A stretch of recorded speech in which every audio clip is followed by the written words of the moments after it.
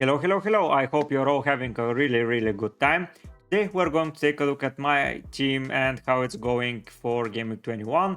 Then we're going to put into our sheets the performance by the 4 teams that played on Sunday. And then we're going to see my first team selection for the Gameweek 22. So stay tuned up until the end. We're going to talk about transfers, possibilities that we can have with this team, and everything that's going on with him. But now let's first go through it. My goalkeeper has played and it has been another disaster. 2 points, not enough saves, not enough nothing. Only 2 points, conceded 1 penalty. It was just the other way. He jumped on the right and the ball went to the left. So yeah, Leno 2-pointer. Pedro Porro once again performed an assist from him. 2 bonus points into the system. Perfectly fine, 6-pointer. The other 2 defenders haven't played yet. Arnold is injured. Dawson is the probable sub, and it's Dawson versus Estupinian, so it's going to be tricky to get a double clean sheet. I'm at least hoping for a 1. In midfield, Foden disappointed me a little bit. I wasn't too happy with his performance, but I believe in him and I believe that he will come back into next week and he will be better.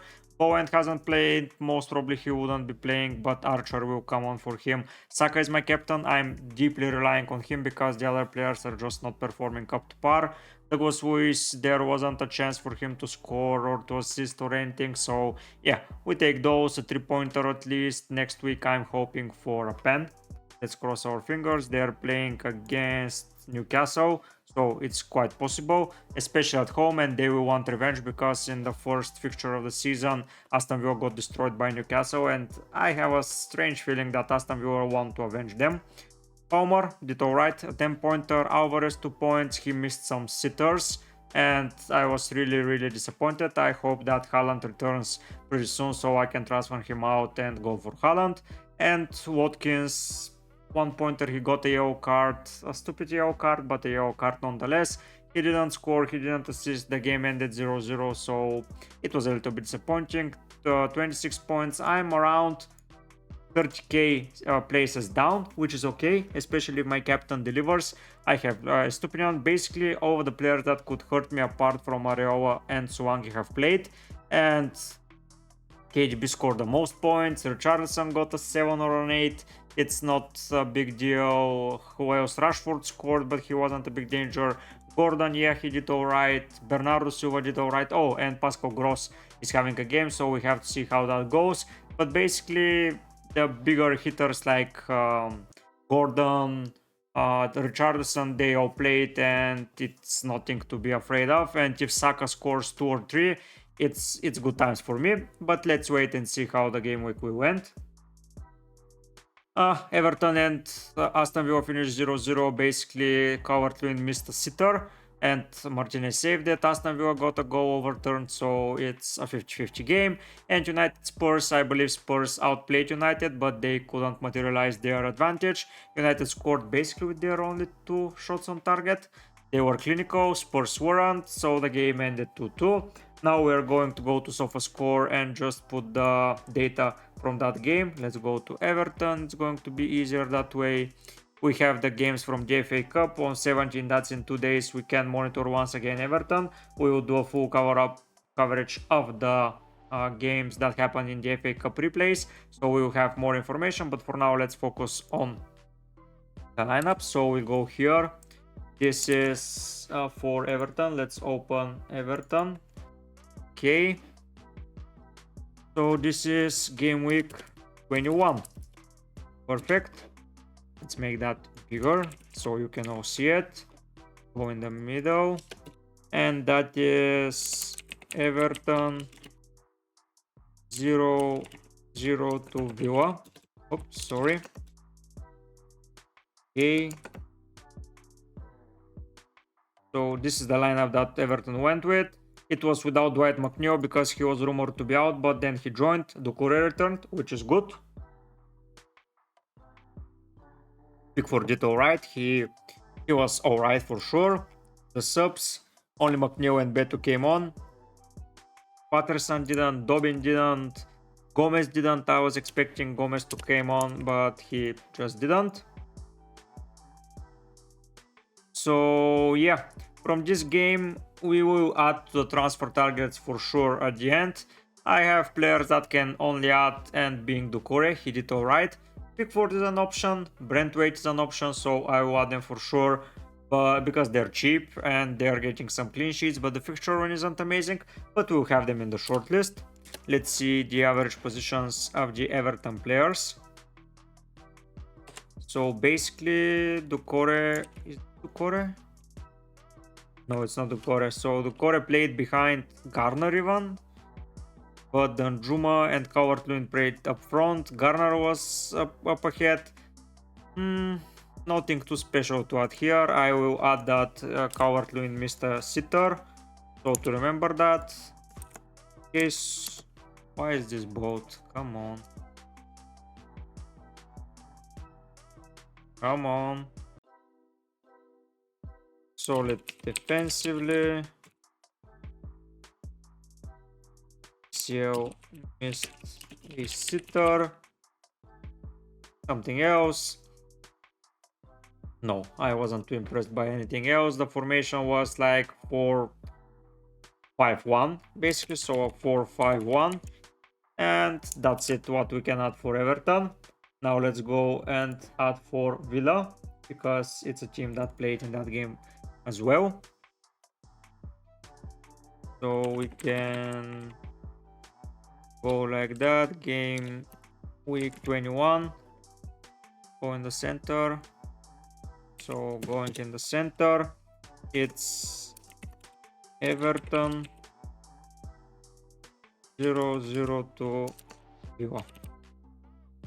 So here much cash didn't start, which was surprising for me. Jacob Ramsey got an injury, so he was off as well. They were with less subs, but basically they played 4-4-2 with McGinn on the left and Bailey on the right, as Diaby as a second striker. Let's add first the lineups here. Diego Carlos got subbed off, but it was because of the yellow card in my opinion, and he was making some questionable fouls, so it was better for the team just to be sure and not being set out. And they wanted more advanced wing backs such as much cash, so they put Konsa inside the center back partnership, and they wrapped up the game. Let's see the average positions and what we can write from here. So we're going to average positions. It's Villa. So Watkins was most advanced.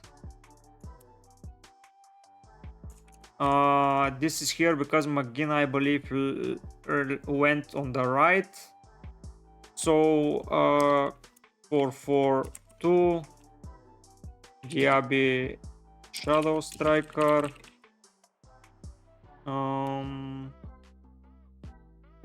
That's what we can add to. Moreno was dangerous for sure. High defensive line. It was a very high line at some point of the game. What happened here? No, come on. So adding after the subs came on. Yes, see, Tielemans went on the left, and that's why McGinn went on the right. So yeah, he went instead of Bailey there. Much cash was advanced for sure. Zaniolo played a little too less to have something to add, but yeah, that's ideal. I like how they are lining up. Now let's go to the next game. It's Manchester United against Spurs. None of those teams are going to have a replay, so it's going to be a full 2 weeks rest for both of those sides. John Evans got an injury apparently. I missed that. It was a pretty good game to watch. Offensive for sure. I enjoyed it and enjoyed watching it. So it's 1-2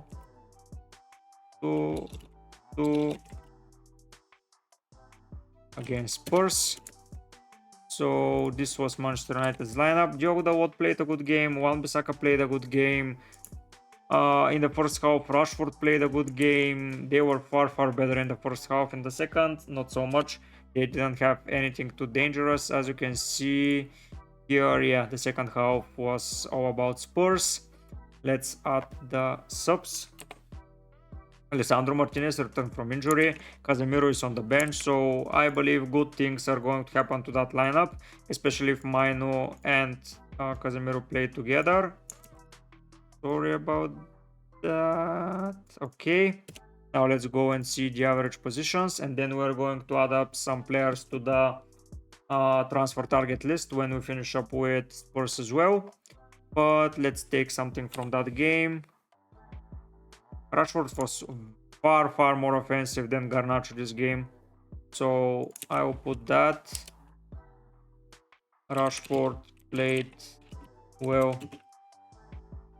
in the first half.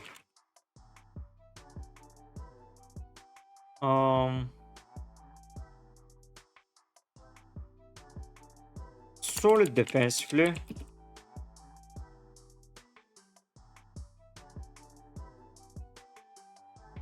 Yeah, defensively, but nothing too impressive. So yeah, that's what we can add from that game. That's what I got. It's not much, but it's... Oh, I can add that Alessandro Martinez and Casemiro are back. That's a good thing. Alessandro and Casemiro are back from injuries. Okay, that's a positive. And now we can end with Spurs. So we are going to put Gameweek 21. It's Man U2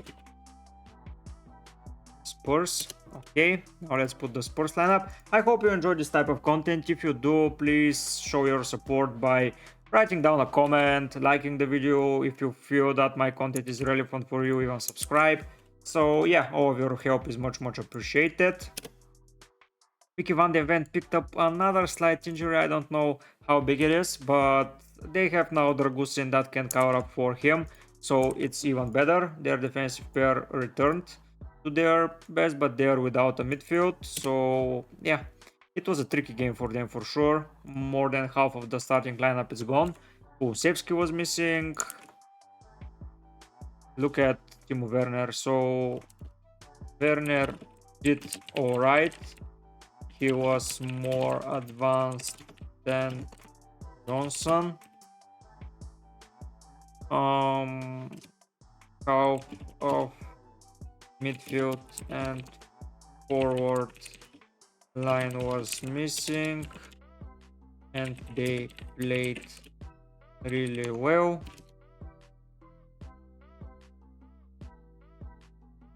Oro was very good on set pieces and attack. And putting in the subs, I don't think the subs did anything. They basically finish up the game, but yeah, sometimes that's all you need. Okay, now let's go and pick up a transfer target list. This is the list that we already did, so we covered up the first 3 games. Now we're going to add to Kore. Is it how you spell his name? Let's go and see.